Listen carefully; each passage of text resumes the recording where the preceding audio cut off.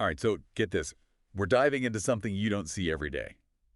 Left-wing politics and national identity. Yeah, you heard that right.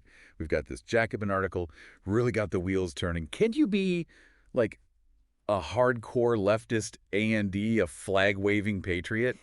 Because let's be real, we usually hear that from, the other side of the aisle. It's one of those things way more nuanced than people think. The left's got this whole history with the nation thing, goes way back. No, for real. And I was thinking, like, hasn't globalization and all that kind of made borders less important? But then, bam, the article throws this stat at you.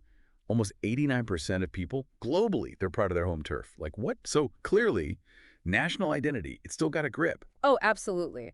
The article, it points out how, yeah, nation states might be doing that whole power shift thing with globalization, big corporations, all that. But people, they still crave that feeling of belonging, like I'm part of something, especially when everything feels so uncertain. Right, right. Like the world's kind of freaking out, so you hold on to something familiar. Exactly.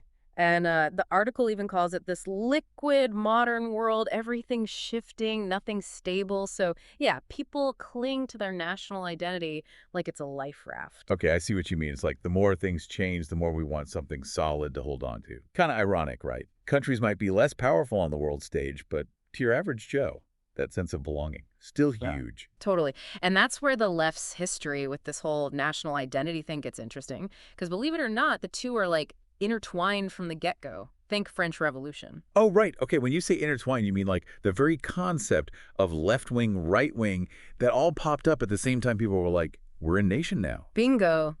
The article talks about the French Revolution, how it was all about the third estate, everyday people rising up. And they got linked to both the nation and the left, the idea of regular folks, not some king deciding their fate. So like baked into the idea of a nation was this concept of the people having the power, which is kind of cool when you think about it, because for most people, their nation, it's their community, right? Yeah. Where they live, work, all. It's not some abstract concept. Exactly. It's personal. And there's this Italian Marxist dude, Gramsci. The article gets into his whole national popular thing. Basically, it's all the stuff that really resonates with everyday folks in a culture, like traditions, stories, even just the way they live their lives. So it's not just being, say, Italian. It's all the things that make being Italian meaningful, right? Nailed it. And Gramsci's big point. The left can't just ignore these deep-seated feelings, these shared traditions, all that. They got to engage with them, maybe even shape them.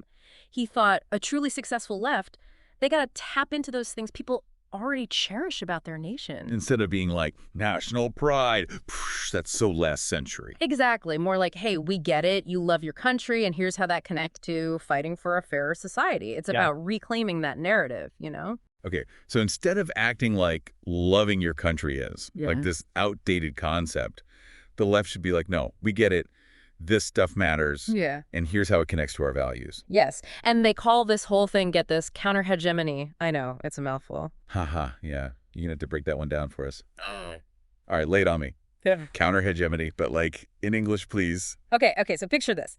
Big-time brand, right? Everywhere you look, catchy slogan, the whole 9 yards. They've basically, like, defined that whole product category in people's minds. You get me? Yeah, I'm following. So counter-hegemony, it's like rolling up with your own brand, your own message, and saying, hold up, there's a whole other way to see this. Not just competing, but, like, changing the whole conversation. Wow. And in this case, it's about grabbing that national pride back from the right and being like, nope, this is what loving your country really looks like. So like flipping the script on patriotism, showing a version that actually lines up with progressive values. Exactly. And the article, it points to this example, Podemos in Spain.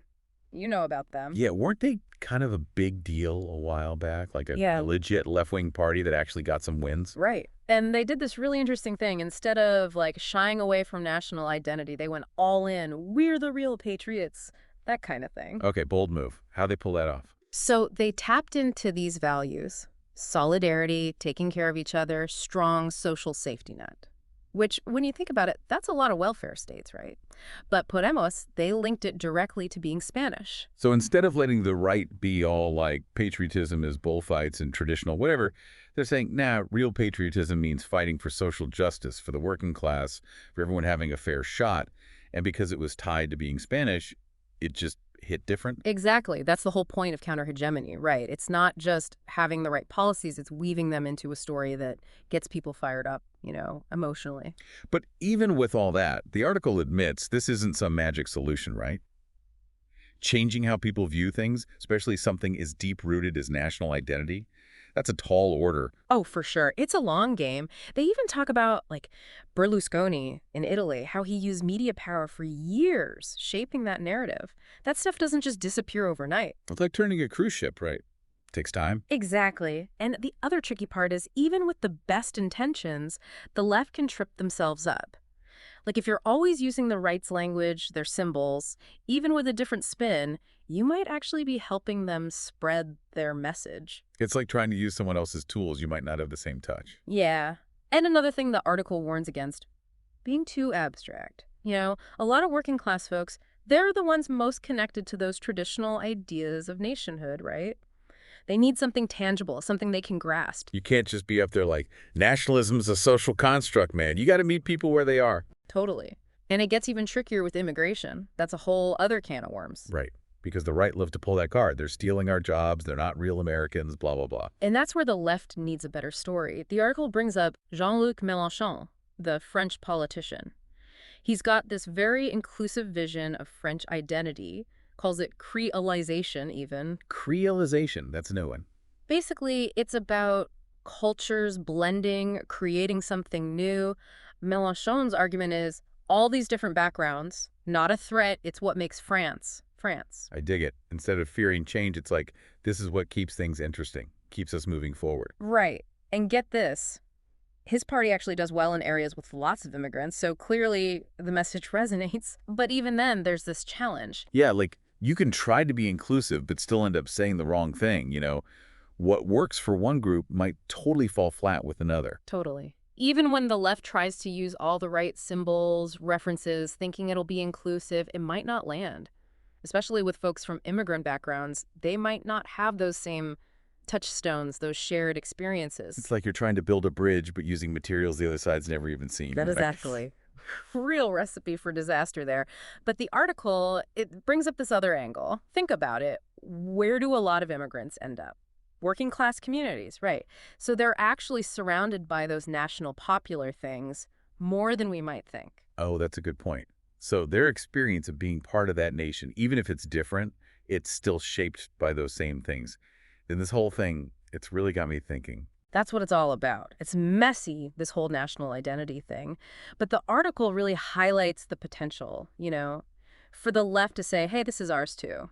To make it something real, inclusive, all that. So, big picture, after this whole deep dive, with the one thing you hope people walk away with. Don't let the right hog all the patriotism. Ooh, I like that. Yeah. It's not about saying national identity is meaningless. It's about redefining what it means. Exactly. Tap into that love people have for their country, yeah. But then use it to actually build a better world, a fairer world for everyone.